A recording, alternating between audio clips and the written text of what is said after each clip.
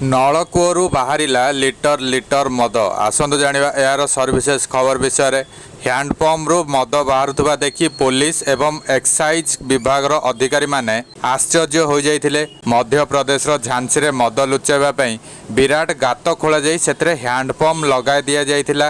Excise ବିଭାଗ ଏବଂ police ଦ୍ୱାରା ଚଢ଼ାଉ ବେଳେ ମାଟି ତଳେ ଲୁଚାଇ ରଖାଯାଇଥିବା ମଦ ଜବତ କରାଯାଇଥିଲା। ପ୍ରକୃତରେ ବେଆଇନ ମଦ ସମ୍ବନ୍ଧୀୟ ସୂଚନା ପାଇବା ପରେ ଏକ୍ସାଇଜ୍ ବିଭାଗ ଏବଂ ପୋଲିସ ଟିମ୍ ଝାନ୍ସିର ମୋଠ ଅଞ୍ଚଳରେ ଚଢ଼ାଉ କରିଥିଲେ।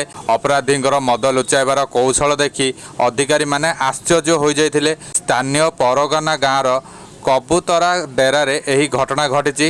ଚାଷ ଜମିର ବିଭିନ୍ନ ସ୍ଥାନରେ ହ୍ୟାଣ୍ଡପମ୍ପ ଲଗାଯାଇଥିବା ଦେଖି ପୋଲିସ ଆଶ୍ଚର୍ଯ୍ୟ ହୋଇଯାଇଥିଲା। ହ୍ୟାଣ୍ଡପମ୍ପ ମାରିବା ମାତ୍ରେ ପାଣି ବଦଳରେ ମଦ ବାହାରିବା ଆରମ୍ଭ କରିଥିଲା। ମାଟି ଖୋଳିବାରୁ ଏହା ତଳେ ମଦ ଡ୍ରମ୍ ରଖିଥିବା ପୋଲିସ ଦେଖିଥିଲେ।